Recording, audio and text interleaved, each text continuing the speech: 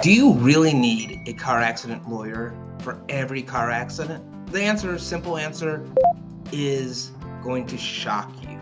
Again, I'm going to tell you what you need to do and if you need a car accident lawyer.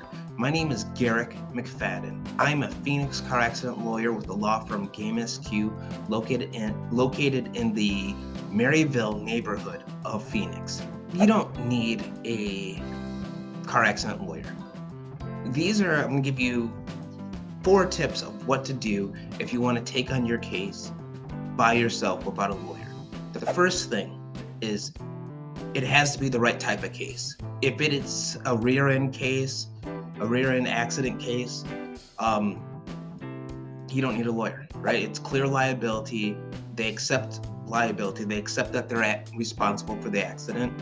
You're not going to need a lawyer because that's the type of case that you're going to need. Now, if it's a left turn case or if the person's using alcohol or something else that's a little bit more outside the mainstream, then yeah, you probably should have a lawyer. The second thing that you want to do is establish medical care, medical treatment immediately. For instance, you need to go see a doctor within the first 72 hours. Get your condition evaluated by a medical if you have to go to the urgent care or ER, eventually get to see your primary care physician. Then from your primary care physician, if they say that you need a course of physical therapy or they send you out to a specialist, you go there and you follow their instructions. When you're done treating, you get all of your medical records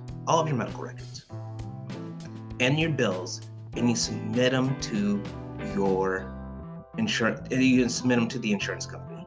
The third thing that you do, if you're not going to hire a lawyer, is when you submit your bills and records to your medical,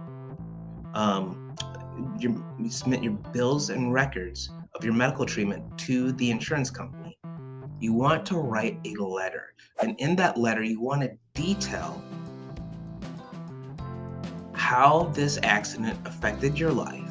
So you want to talk about what was hard for you to do. Like, was it hard to go play with your children? Especially like if you have young children, like 2, 3-year-old, 4-year-olds, it's hard for them to understand that mommy or daddy is hurt and they can't play right now.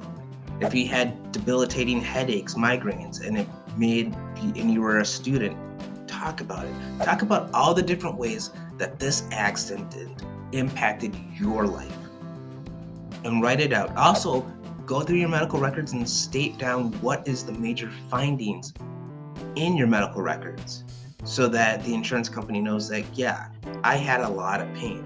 And here's a bonus tip before I go on to my final tip. The bonus tip is